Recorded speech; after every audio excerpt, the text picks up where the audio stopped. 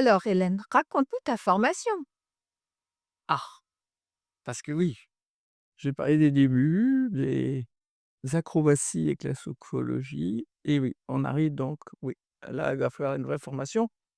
Bah, je suis enseignante, je peux pas faire la sophrologie en ayant fait 3 petits bouts de stage ou comme je dis, les formations que personne ne s'en blesse, mais 2 stages et 3 chèques, quoi. C'est pour moi, j'ai affaire à des universitaires qui vont quand même un peu attendre, ce qui se passe, hein, Des résultats. des résultats et puis du sérieux et d'ailleurs ça rencontre, ce qui se passe, chez Caicedo.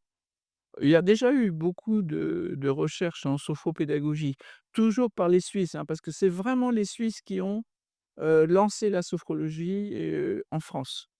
Parce qu'il y a eu Abreuzel qui a été la locomotive de la sophrologie en Europe et comme il est francophone et que ça cadre assez bien comme recherche, avec, l'esprit français, qui est un esprit tellement dans la tête, tellement dans l'intellectualisation, tellement dans la culture qu'il a un peu négligé le corps.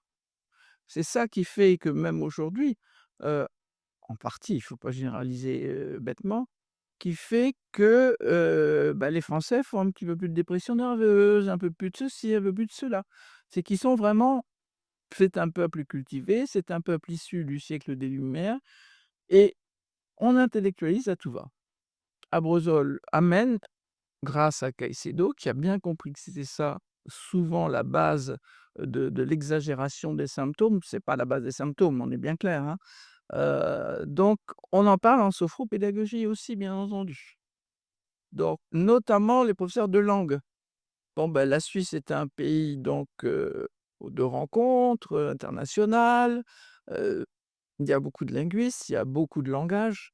Ça va commencer par, toute une série de cours en professeur d'anglais dont j'ai pas le nom d'ailleurs, hein. Donc de sophropédagogie, Caicedo en parle.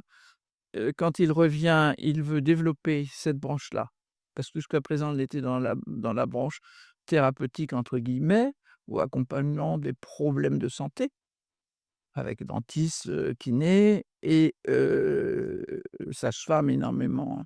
Ça prend très, très vite avec les sages-femmes aussi. Donc voilà, je me trouve là dans cette découverte et dans cette ouverture que fait Caicedo et je dois faire cette formation.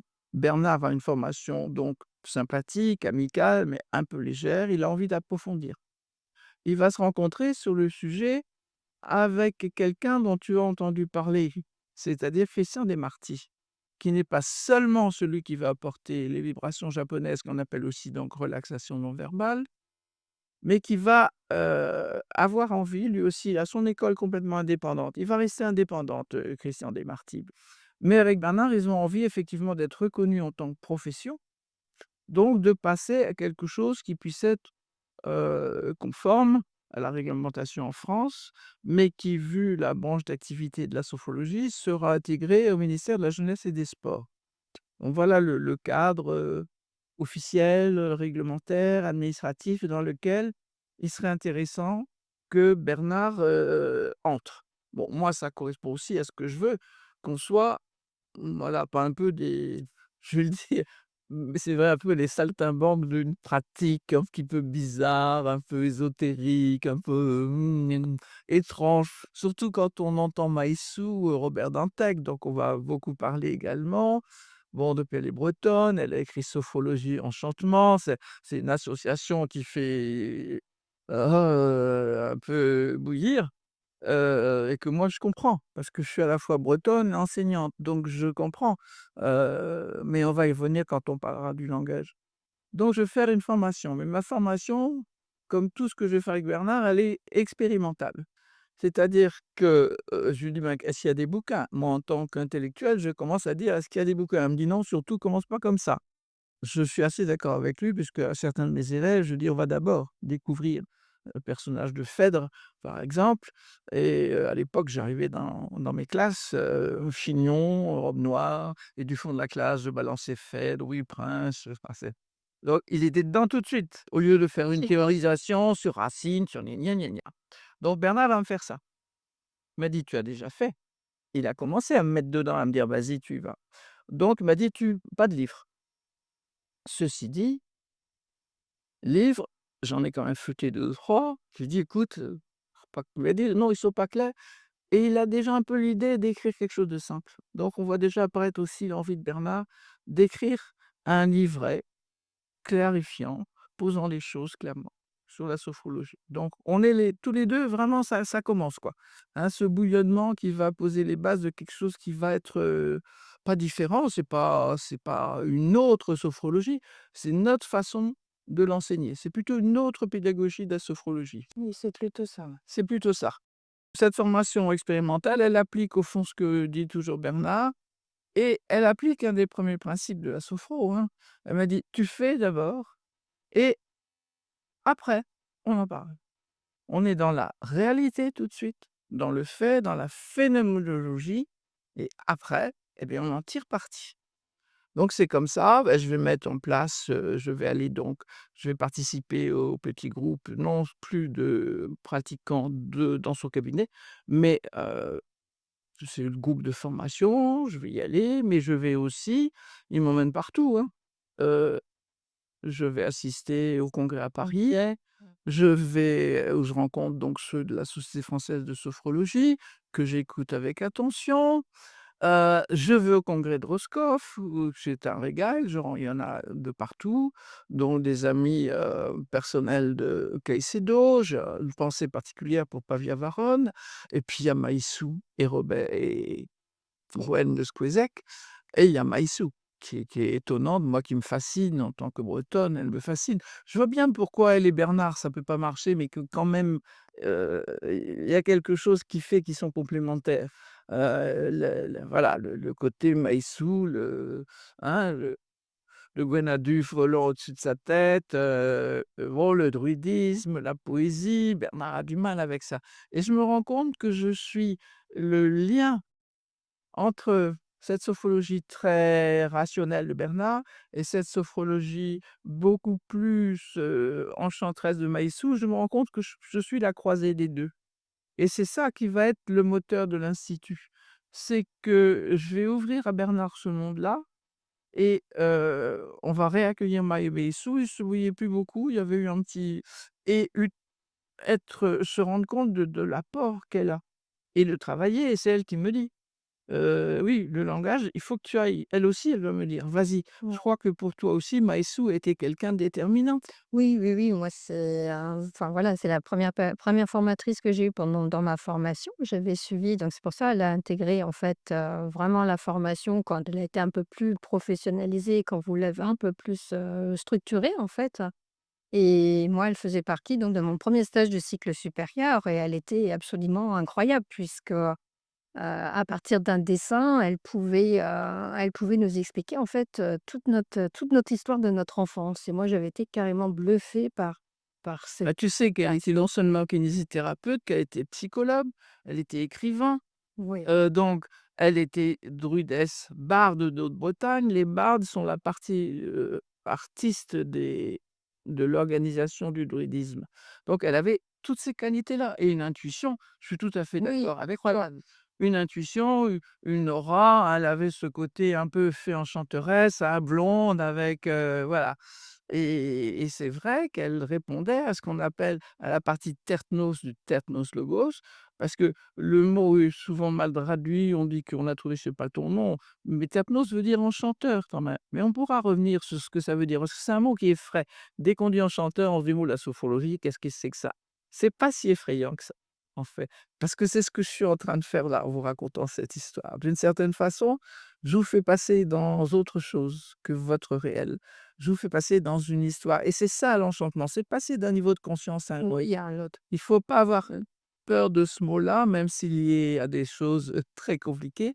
C'est simplement ça, ta hypnose locaux, te permet de passer à différents étages de toi-même et Un niveau de conscience. les niveaux de conscience, voilà. Mais quand on dit niveau de conscience modifié, oh là là! Attention. Oh là là, c'est toujours je me souviens très bien, bah, du banquier, nous parlons de notre banquier. quand on avait eu besoin d'un prêt autour de l'institut et il fallait présenter au chef de ce banquier notre projet. Il nous avait demandé donc et on avait employé le niveau de conscience. J'ai dit: «Oh surtout dites pas ça risque, mais c'est effrayant ce que vous me racontez». Et Bernard avait tout de suite dit: «Mais quand vous vous endormez monsieur, vous changez de niveau de Mais oui, conscience tout simplement et vous le faites tous les jours». Hein. Mais c'est vrai que l'expression épouvante, oui, hein, oui, ce que je peux comprendre. ouais et Maïssou, oui, c'est Maïssou, c'est l'enchanteresse, Mmh, c'est ça. hein, donc ça c'est Ouais, ouais, c'est un personnage vraiment incroyable. oui, J'en ai vraiment un exceptionnel, très, très bon souvenir. oui, oui, exceptionnel. Ouais. Hein? Rude avec sa voix de finistérienne quelquefois un peu rude, mais c'était Oui, vraiment, un personnage clé. Donc il y a eu des personnages clés qui ont fait avancer, elle notamment et donc avec tout ça, ça renforce Bernard aussi dans son envie d'écrire son livre pour montrer la base. Parler surtout de la relaxation dynamique, hein, de parler des principes, fondamentaux ou fondateurs de la sophrologie et de montrer ce que ça peut donner. Mais alors que beaucoup de la littérature, moi, que je feuillette à l'époque, est plus dans l'expression, je dirais, culturelle, intellectuelle, philosophique, de la sophrologie. Alors c'est brillant souvent, hein, les gens que j'ai lus sont des gens remarquables, qui ont cherché, sont des penseurs, qui ont souvent une plume formidable et bon, je ne vais pas les citer parce que, ces messieurs, on les connaît tous bien, donc voilà, aujourd'hui, si vous permettez, je vais laisser la place aux dames. Hein? Donc voilà ce qui se passe. À ce moment-là, on est en 1988-89, on aborde, 90 et avec des martis, on aborde la formation. J'ai dû aller en Andorre un petit peu. J'écoute énormément. J'écoute tout le monde. Je suis linguiste. oui. On m'a dit que la sophrologie avait donc un langage spécifique. Quelquefois, je m'y retrouve pas. Alors, il y a eu 2 ou 3 travaux, sur le sujet, mais dans lesquels je ne me retrouve pas non plus. Je manifeste mes interrogations auprès de Bernard et si même je suis ébloui parce que là, à Paris, les écouter tous, pour moi, ce sont des gens remarquables. Mais j'ai ce petit trait d'humour.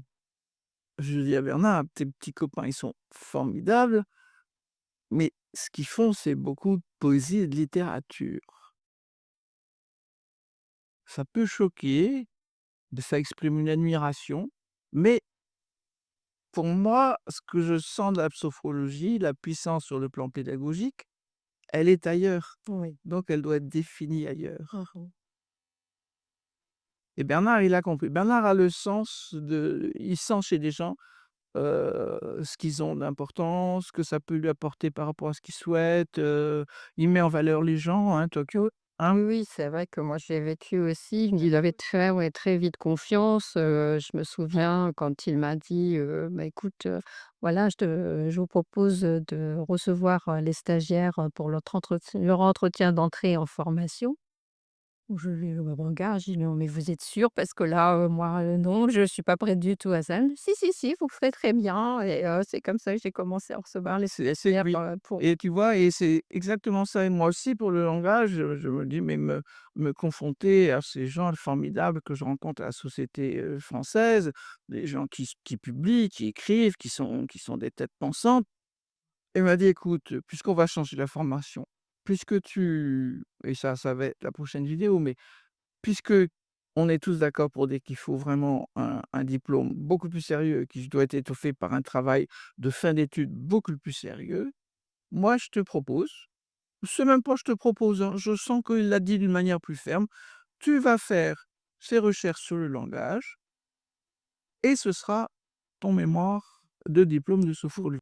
ta validation Voilà, pour obtenir le diplôme. ouais, donc on est vraiment il va écrire son livre, moi je vais travailler sur le langage, la formation prend forme et on est là Ben, dans les années 90, donc 91 et la suite, tu vas commencer à entrer dedans, mais ceci est une autre histoire. Oui, parce que j'arrive en 93, donc Bah, 1 ou 2 ans après. nous verrons ça tout à l'heure.